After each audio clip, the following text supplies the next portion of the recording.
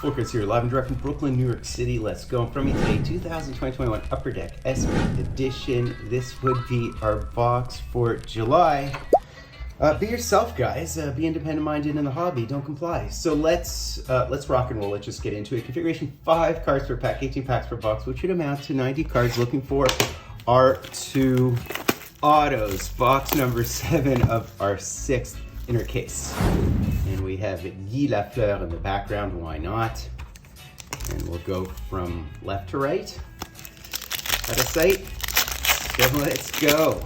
Let's go, go, go. We haven't hit too many acetates or base future watches, have we? Not too many future. We've hit one future watch in the entire box. So Zook, Toscala, we have a O'Reilly, dominant digits, as well as the Dave Taylor and the Dean Kennedy. And this is just a base canvas here. So you have Stoughton, we have Stu Barnes of your Florida Panthers, Makita, Chambers, and Howell. So, I mean, have we hit many decagons in this case? I can't even recall. Mike Richter, Bernie Perron, Trottier, Denis Savard. Oh, cool! We actually have an acetate here. So that's very cool. And it's red, and it could be a Hab. So you might have hit a little Hab acetate, but I'm not entirely sure. We'll see in a second here. But these are a ton of fun. Of course, they're kind of commons. They're unannounced, but very common. So Ullman, Burroughs, I mean, speak of the devil, right? So behind the Luke Robitaille, hopefully it's a Montreal Canadian, you know. And let's see here, Future Watch. And no, you know what?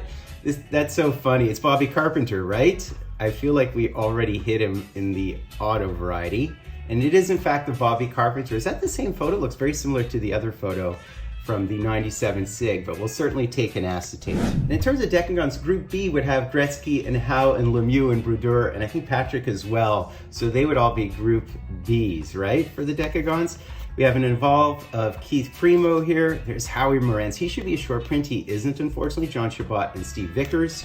I mean, the Group A's are 1 in like 4,500 or something, which is about 0.3% odds for those decagons. And the Group B's are more like 1.5% of the time. I think they're 1 in 1,200. So it just goes to show the difference of the groupings, right? A lot of those cards are really rare, right?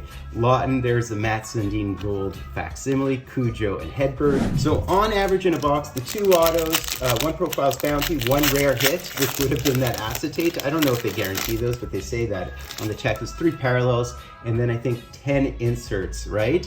That's sort of your average box of this stuff. There's the Gordie Howe. Now this is the short print, right?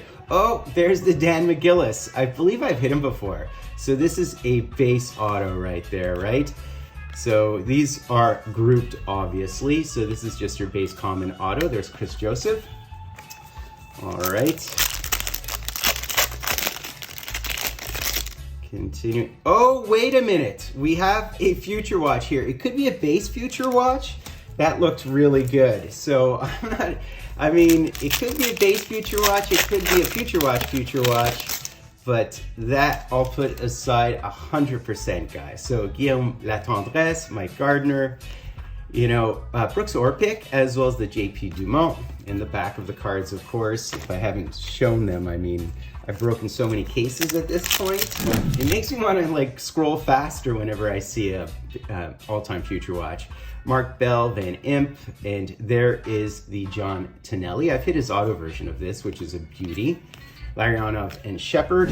Now, of course, there are some number to 199 Future Watches that I think initially they had them as number to 49, but they're unsigned Legends ones, like, you know, for example, the Jacques Plante or the Bellevaux or the Richard. Or the base Gordie Howe are numbered to 199. I think they're supposed to be numbered to 49 initially. There's the Marty Brodeur, and this is in fact a short print above 300. And there is a beautiful Stan Mikita, really beautiful, the dominant digits. Base decagons is what I'm trying to say. All right, there's Laurie Boschman, and there is the Ray Bork Evolve at the end of his career there when he hoisted it. Hal Gill and Ryan Whitney. I mean, I'm hoping that's an auto Future Watch so we don't hit another auto in this box. Brent Gilchrist, one-time Hab, a Stanley Cup champ, Dave Schultz, and Antropov. And Flower is flying. Someone had posted who's got the best flow of any hockey player. I have to say Flower might take the cake for that one, just in terms of what his hair meant in the 70s. But That's a big debate. A lot of people say Yager for obvious reasons. For Ruskowski and Charlie Simmer. I mean, non-auto future watches, there's a lot of them. I think Eddie O's in there. I think Lanny McDonald's in there. Terry Sawchuk. Ed Belfour is non-auto because I think he has an agreement with Leaf. Clark Gillies, Adam Graves, Sorella. Gillies does have a sticker auto all-time future watch, I believe. But obviously the Richard de Belleville, the Plante, the Sawchuk, Gila Puente, and I think Dennis Podvin are non-autoed. Now, what is this? I'm not sure. I'm not sure if it's whited out at the bottom. I don't think it is, and it is not. So we have the Scott Hannon canvas, Bob Nevin, Lumley, and there's Bobby Carpenter again. So in the photo from the future watch, the socks looked like the Habs red socks. I think there's a little bit more white for the caps. All right, so continuing on, we have Kip Miller. We have Pat LaFontaine. Awesome to see him with Buffalo. There's Yaro Yager. So a lot of people say he has the best flow ever. Bernie Nichols. I'd say it's flower, man, in terms of how his hair would sway in the wind. All right, Tim Hunter, Yvon Lambert, and we do have a Phil Esposito. That is sick. And a lot of people forget that he was with Chicago at the beginning of his career. Jacques Plante and Hakim Lube. And Plante, how is he not a short print, right?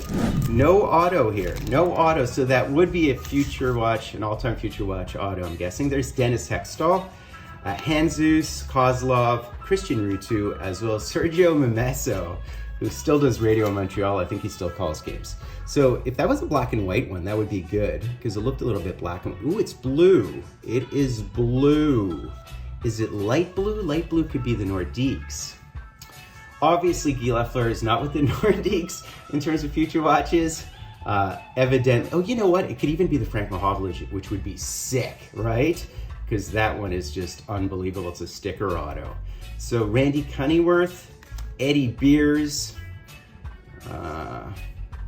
Imagine your last name is Beers. That's all people would ever call you by. Bobby Hull. So Bobby Hull is absolutely.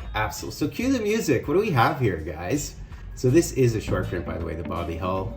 Oh, it's green. It's green, which is like what? Ray Ferraro and Chris Pronger? That is so funny. Well, we'll see. We'll see. Oh, it could be Medano too. So who is it?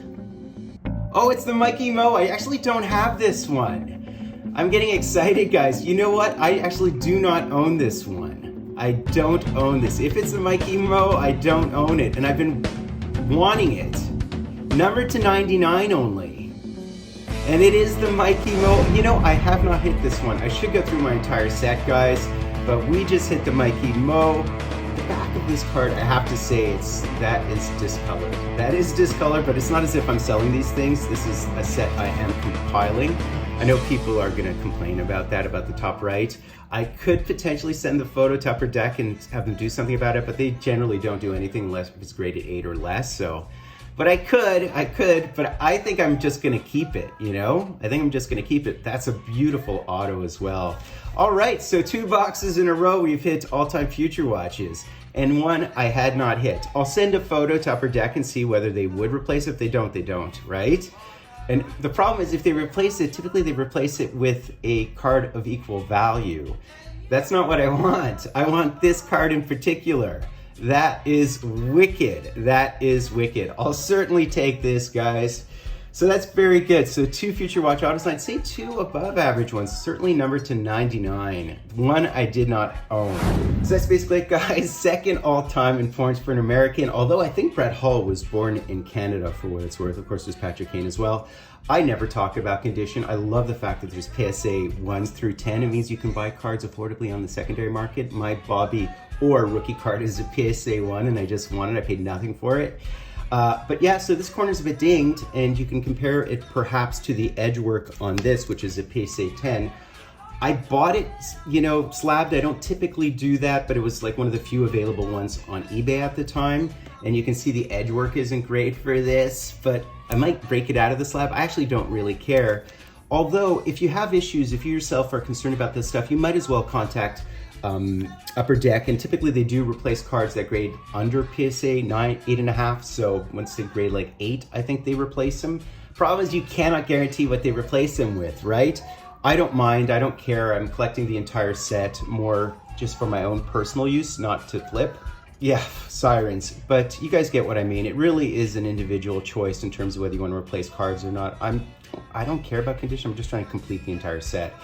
But I hope you enjoyed it, guys. Do me the honor of sub-liking, hashtagging, drawing Fultoncards live and direct from a place called Brooklyn, New York City. And I know someone's gonna, message me telling me that they've hit this exact card. Power to you as well. Fultoncards live and direct from a place called Brooklyn, New York City. Don't care what the world says.